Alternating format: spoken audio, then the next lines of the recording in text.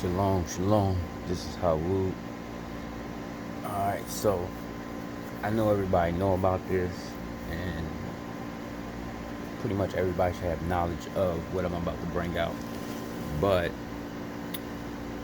I just think I should bring it out. And I'm a, um I'm gonna just show y'all something. I'm gonna read one book, and then I'm gonna go into the scriptures, and I'm gonna read something else, and you judge for yourself, And then I'm gonna read some other scriptures to y'all, just to something y'all should hear. Um, it's crazy. I tell y'all this much. It's crazy. All right, so the first book I'm gonna read is called the Book of Signs, written by Dr.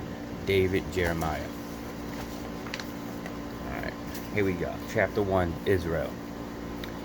May 14, 1948 was the pivotal day in human history. On that afternoon, a car carrying Jewish leader David Ben-Gurion rushed down Rothschild's Boulevard in Tel Aviv and stopped at the Tel Aviv Art Museum. 4 o'clock was the only minutes away, and inside, Jewish leaders and press representatives from all over the world were assembled in the auditorium awaiting his arrival. Ben-Gurion bounded up the steps, previously at 4 o'clock, not previously, precisely at 4 o'clock, local time. He stepped to the podium, called the meeting to order, and read these historic words. This right is the natural right of the Jewish people. Just bear with me, y'all. Of the Jewish people to be masters of their own fate, like all other nations, in their own sovereign state. Now, all the other nations that wasn't masters because we wasn't. We was being killed, kicked, and everything else, just like today.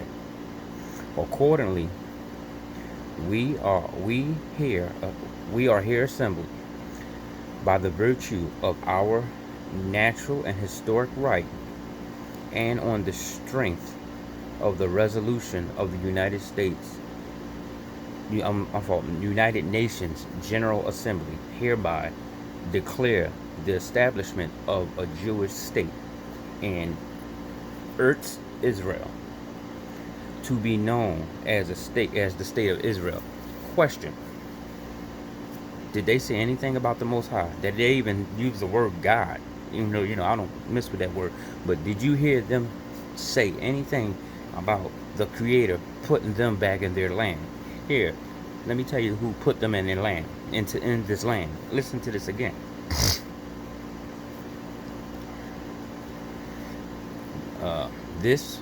This right is the natural right of the Jewish people.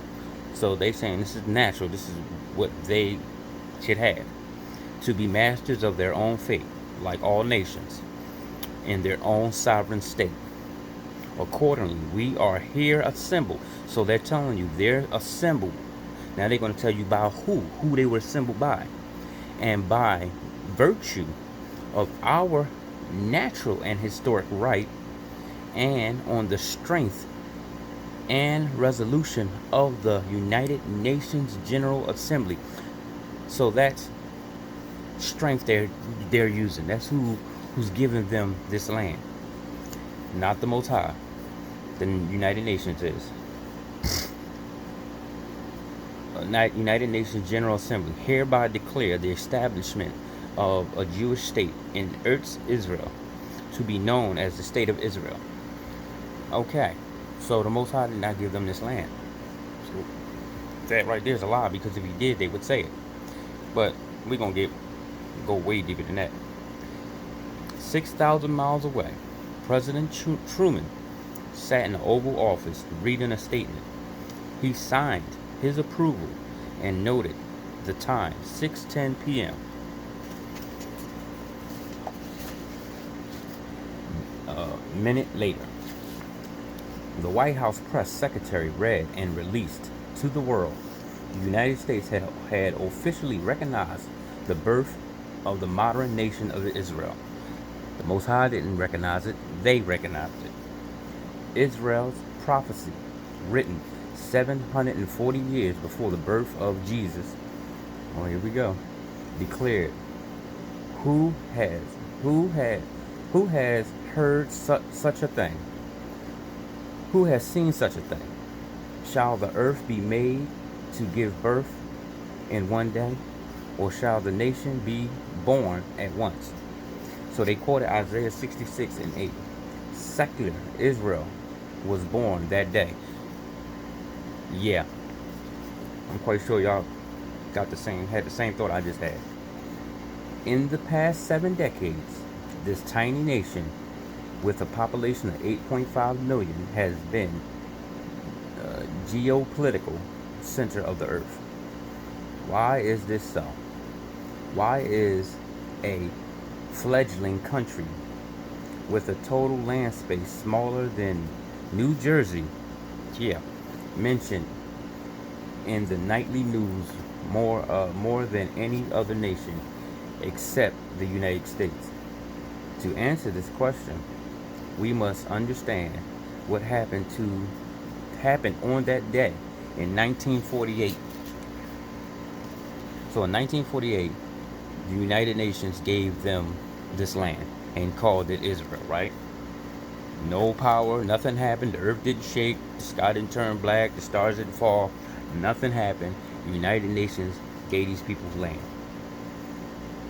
What is happening today in Israel and how these events affect the entire world? For answers, we turn not to the evening news or the front page of the newsletter, but to the Bible. Of course you do. To the thieves. Okay. I wanted y'all to hear that one. So let me give y'all something.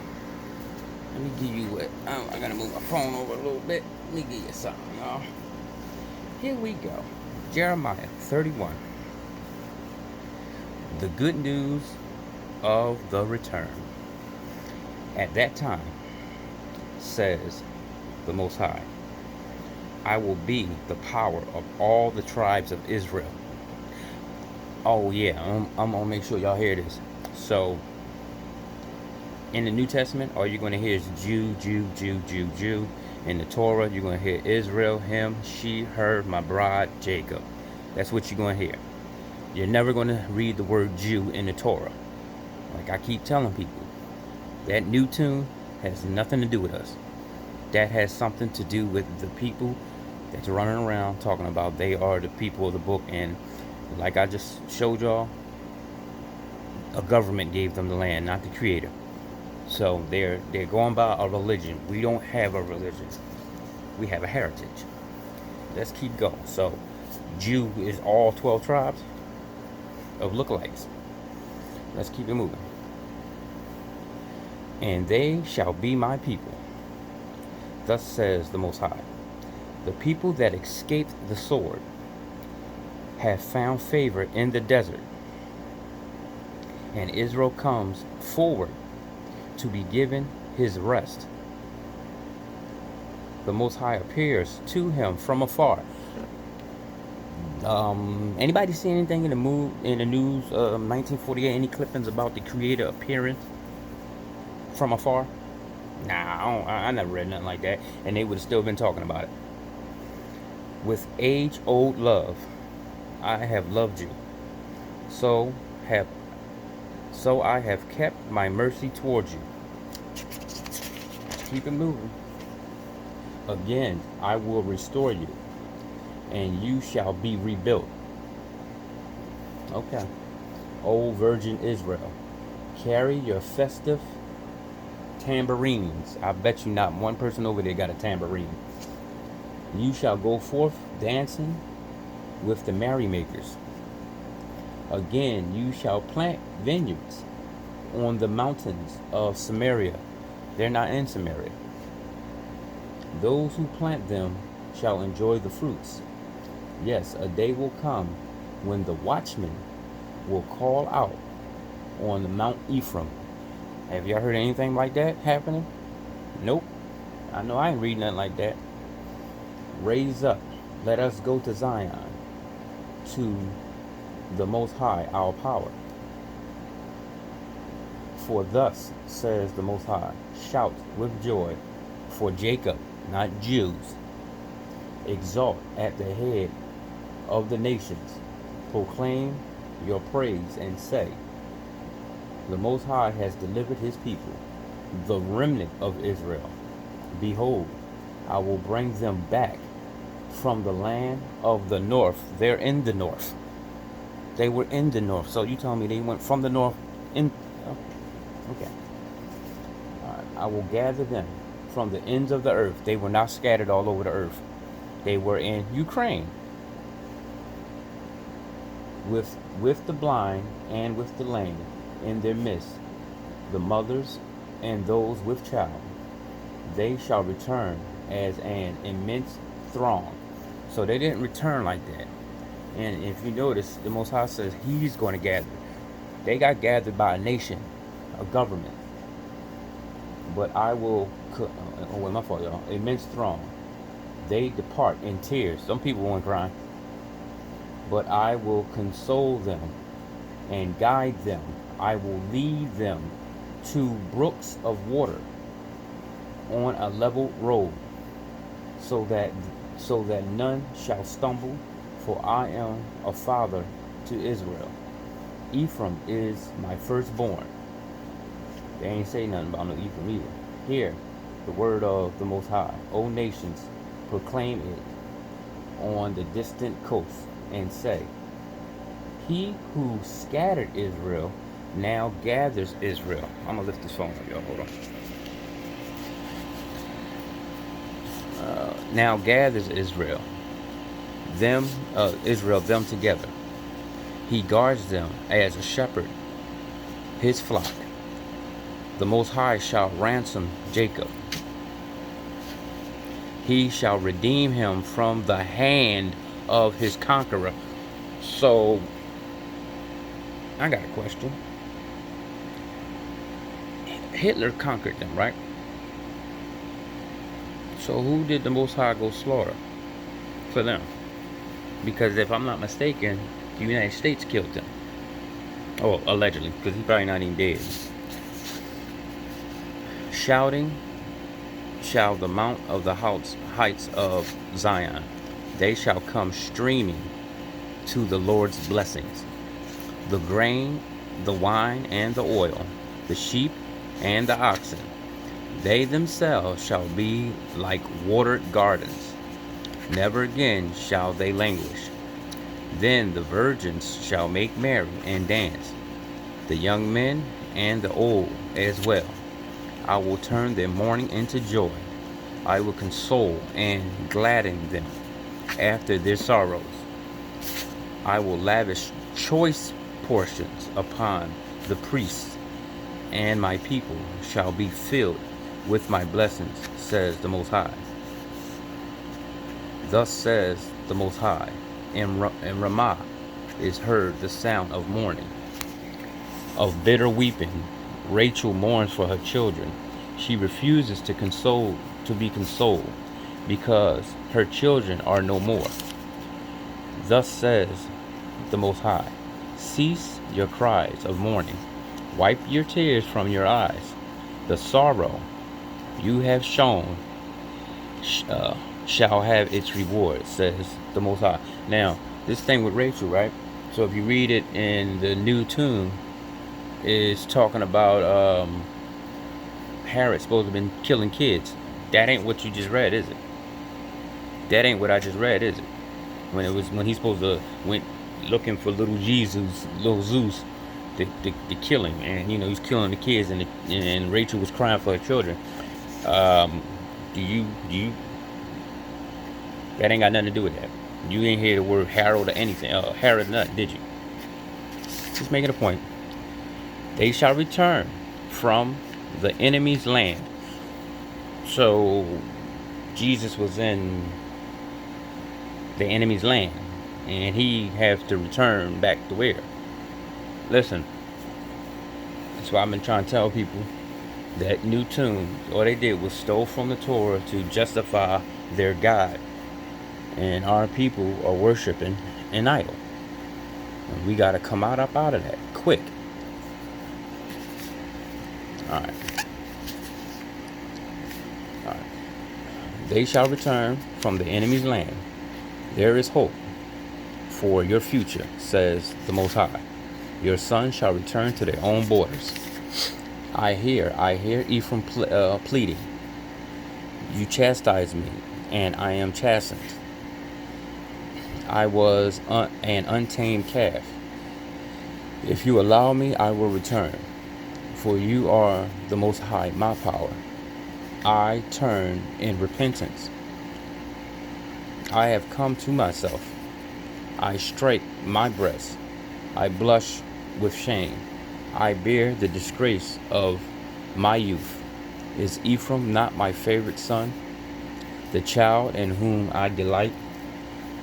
Often as I threaten him, I still remember him with favor. My heart stirs for him. I must show him mercy, says the Most High. Set up the road markers, put up guideposts, turn your attention to the highway, the road by which you went. Turn back, O Virgin Israel. Turn back to these your cities. How long will you continue to stray, rebellious daughter? Did you hear the word Jew yet? No. The Most High has created a new thing upon the earth. The woman must encompass women. The woman must encompass the man with devotion. And ladies, don't take this the wrong way, but most of us men don't get no devotion from no woman. We get called names and said that we ain't nothing, and don't take this the wrong way. I'm not bashing nobody. I'm just telling you, like, that's what's going on now at this point. Well, I mean, we do have righteous women, but for the most part, we got a lot of wicked ones. All right. Thus says the Most High of hosts, the power of Israel. When I change your lot in the land of Judah and in her cities, they shall again repeat this greeting. May the Lord bless you, holy mountain, abode of justice. Do you hear them say that? No. Judah and all her cities, the farmers and those who lead the flock, shall dwell there together. For I will refresh the weary soul. Every soul that languish, I will replenish. Upon this I awoke and opened my eyes, but my sleep was sweet to me. So the days are coming, says the Most High, when I will seed the house of Israel and the house of Judah with the seed of man and the seed of beast, as I once as I once watched over them, and to uproot and pull down, to destroy, to ruin, and to harm. So I will watch over them, to build and to plant, says the Most High. In those days they shall no longer say, the fathers ate unripe grapes, and the children's teeth are set on edge. You don't hear them say that either. But through his own fault only shall anyone die. Oh, wait a minute, hold on. But through his own fault only shall anyone die. The teeth of him who eats the unripe grapes shall be set on edge. So right there, those people are still dying. He's telling you, you're gonna die by your own sin. So you wanna act crazy, you're gonna die. So come on. All right, right there. That's enough proof right there. If they return, none of them people should be dying. Not one of them. But they dropping like flies. All right, I'm gonna read the new covenant. I'm gonna leave it alone, and I'm gonna go into this other one. The days are coming, says the Most High, when I will make a new covenant with the house of Israel and the house of Judah. It will not be like the covenant I made with her fathers, the day I took them by the hand and led them forth from the land of Egypt. For they broke my covenant, and I had to show myself their master, says the Most High. But this is the covenant which I will make with the house of Israel. After those days, says the Most High, I will place my law within them and write it upon their hearts. I will be their God, their power, and they shall be my people. No longer will they have need to teach their friends and kinsmen how to know the Most High. All from least to greatest shall know me, says the Most High, for I will forgive their evil doings and remember their sins no more. So right there telling you that we're not going to even have to teach each other because it's going to be in us. Aren't them people sinning? Yeah, they are, just like we are. They doing a lot of sinning. They in stolen land. They got stolen property. They got a lot going on. So, and they're killing children. They're the Palestinians. They blowing up their schools and everything. So, huh? Okay, hold on. Let me put it down, y'all. Let me put this down. Let me go back. Put this down. Oh. Let me get to this book. Turn this to this page that I folded over. As long as I find it. Oh yeah, it's coming. It's coming. Here we go. All right, so I'm gonna read this little snippet, right? And then I'm gonna go into the scriptures again. I'm gonna read something else to y'all. This is about Europe. It says, why did God choose the particular time to reveal so great a prophecy? His people were in a desperate moment of their history. Assyria had taken the northern kingdom of Israel captive in 722 BC. They don't know that. That's what I'm saying. They're just making up dates and lying. And 2,000 years later, the southern kingdom of Judah was in captivity in Babylon. If you had been a Jew during the time, you might have wondered, is God finished with us? Through these two visions, God assured his people, this isn't the end. There will be a time when I will once again be involved with you as a nation, but I want you to know that what will happen between now and then. So, that right there is a problem, right? And I'm going to show you why. Hold on, let me get to it, y'all. I'm about to show y'all exactly why what I just read is a serious problem. I'm about to show y'all. Because it, it's sad, and a lot of people don't even think or try to even consider what they're being told, And it's really sad. Alright, so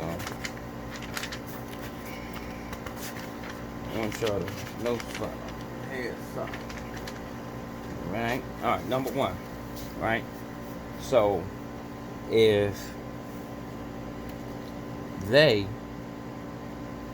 are the people, the children of the book. So that means from 722 to present day, well, till 1948, they have been going through it, right? They've been going in captivity after captivity after captivity, right? This is what they say, right? Just think about this. Now I'm gonna read something to you. This is what they're saying from 722 to 1948. That's a lot. That's more. That's a lot. Let me just read this, y'all. It's crazy, people. Then the Most High said to Abraham, know for certain that your descendants shall be aliens in a land not their own. Right, they took it from us. We don't recognize the land because they destroyed it. Where they shall be enslaved and oppressed for 400 years. But I will bring judgment on the nation on the nation they must serve, and in the end they will depart with great wealth. You, however, shall join your forefathers in peace, You shall be buried at the content of old age in the fourth time span. The others shall come back here.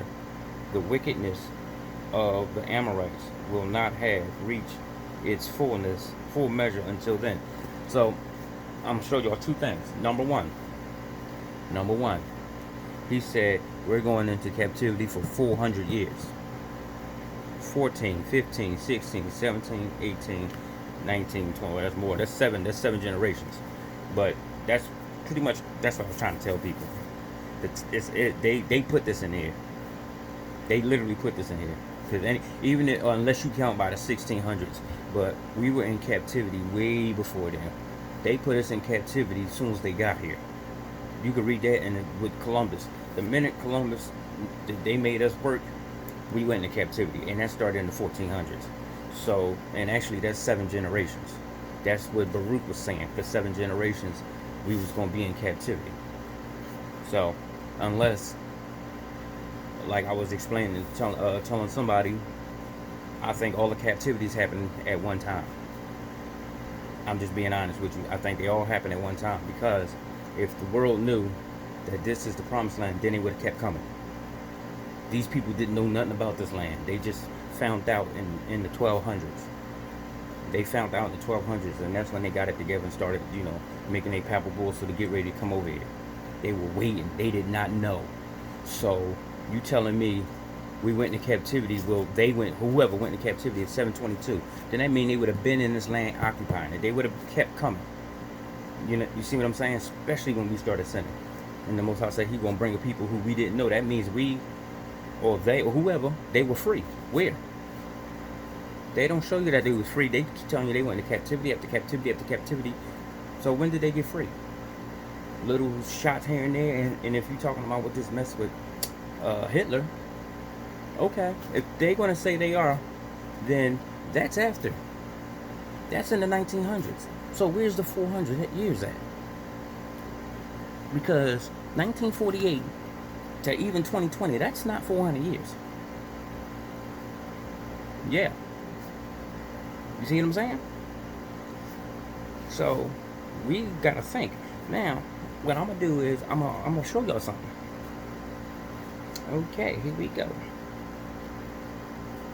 It says, Then the Most High said to Abraham, Know for certain that your descendants shall be aliens in a land not their own, where they shall be enslaved, oppressed for 400 years.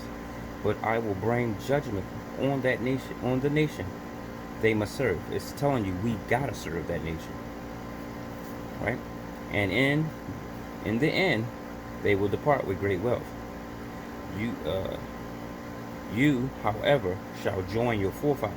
So he's making a point to Abraham. He's telling him, Abraham, however, you shall join your forefathers in peace. So he's telling Abraham, you're going to join your forefathers in peace. You are, however, right? You shall be buried at a content old age in the fourth time span. Listen, in the fourth time span, the others shall come back here. The wickedness of the Amorites will not reach. So, pretty much, guess what he just told you? Our other people, and it don't have to say about, it don't have to be Abraham's during the time of Abraham. He's just telling you, the generations after him, those people are going to return. Abraham's going to rest and be raised up in the end because he was righteous. But the other ones, they are being born again, born again, born again, born again. They're coming back every third and fourth generation. That's why he said they will return in the fourth. That's what it says. Clear as day.